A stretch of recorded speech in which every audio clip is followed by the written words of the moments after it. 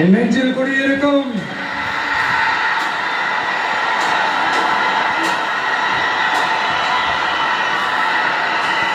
தமிழக மக்கள் உங்கள் அனைவருக்கும் என்னுடைய வணக்கமும் என்னுடைய நன்றிகளும்.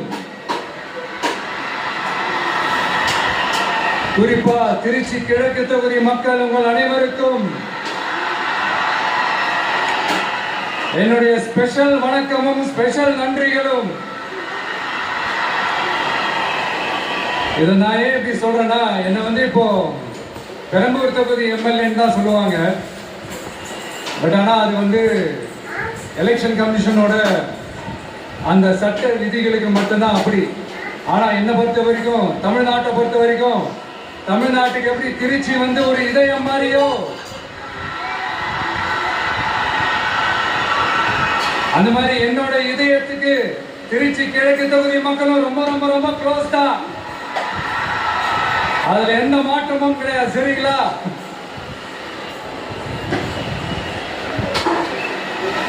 ஆட்சிக்கு சில வாரங்கள் கூட ஆகல. 6 மாசம் அமைதியா இருப்போம்னு சொன்னவங்களாம் 6 நாள் கூட அமைதியா இருக்க முடியல. ஆட்சிக்கு 1/2 மணி நேரத்திலே ஆரம்பிச்சுட்டாங்க. பாவம், ஒரு கல்யாண வீட்டுல தான் போய் புலம்பிட்டு இருக்காங்க. நான் சொன்னதெல்லாம் நடக்குதா? 1 by 1 எல்லா புலம்பன்ஸும்.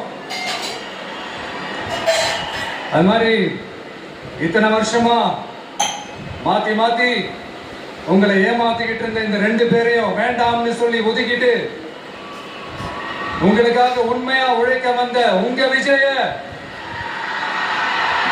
உங்க அண்ணனை, உங்க தம்பிய முதல் அமைச்சரா இல்ல முதல் சேவகனா ஆக்கியிருக்கிறீங்க. தலை வணங்கி ஒட்டுமொத்த தமிழக மக்களுக்கும் இந்த நேரத்தில் என்னுடைய நன்றியை தெரிவிச்சுக்கிறேன். இந்த நேரத்தில் எங்களுக்கு ஆதரவு தெரிவிச்ச அத்தனை இயக்கங்களுக்கும், அத்தனை இயக்கத்தின் தலைவர்களுக்கும் இந்த அளவுக்கு ஒரு ஓட் பர்சன்டேஜ் வாங்கல அப்படின்ட்டு நிறைய பேர் சொன்னாங்க. ஆனா நீங்க டிவி கேட்க அவ்வளவு நீங்க ஆதரிச்சிருக்கிறீங்க. நான் எம்ஜிஆர் அவர்களோட எல்லாம் நான் கம்பேர் பண்ணல. எம்ஜிஆர் தான். ஆனா நாம பெரியார், அண்ணா, எம்ஜிஆர் அவர்கள் வழியில ஒரு அன்பா உழைக்க வந்த உங்க விஜய், அவ்வளவுதான்.